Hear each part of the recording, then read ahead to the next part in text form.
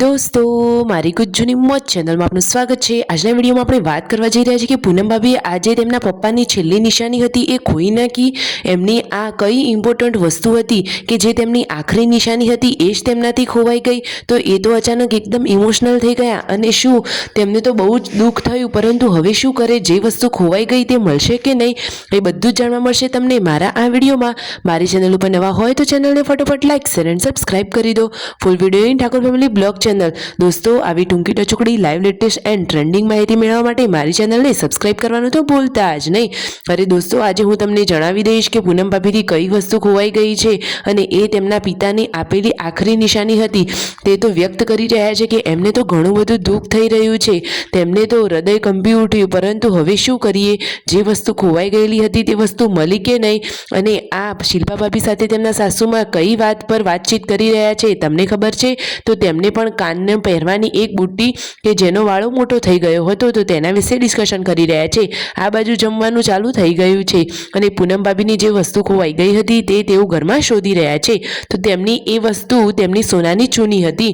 તેઓ આગળના દિવસે લોકાચાર ગયા હતા તો તેમને ચૂની કાઢી નાખી હતી અને પછી આ ઉપરની જગ્યાએ વાટકીમાં મૂકી હતી, પરંતુ પૂનમ ભાભી અને ઘરના બધા જ લોકોએ આ વાટકીઓ જ્યાં મૂકી હતી તે બધી જ જગ્યા ચેક કરી, પરંતુ તેમને ક્યાંય આ ચૂની મળી નહીં। તો દોસ્તો, તમે આગળના કોઈ બ્લોગમાં કોઈ વિડીયોમાં આવો ચૂનીવાળો કોઈ ભાગ જોયો હોય, તમને કંઈ ખ્યાલ હોય તો તમે અવશ્ય જણાવજો। તેમને ચૂની મળી જાય તો તેમને પણ સંતોષ થાય। અરે, તેમના પિતાની તેમની આખરી નિશાની હતી તો તેમના માટે ભલે વસ્તુ નાની હોય પરંતુ એ તો એકદમ ઇમ્પોર્ટન્ટ જ કહેવાય ને, સાચી વાત ને? વસ્તુની કિંમત ન જોવાની હોય પરંતુ જેને આપી હોય એનો ભાવ જોવાનો હોય।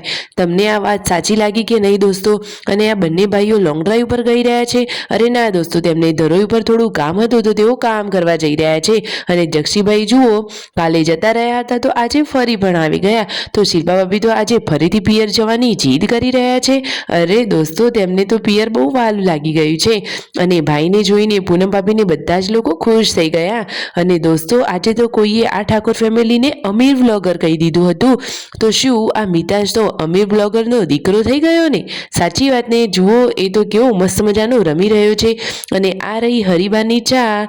તમે આ ચા લીધી કે નહીં? વિડીયો ગમે હોય તો લાઈક શેર એન્ડ સબસ્ક્રાઇબ।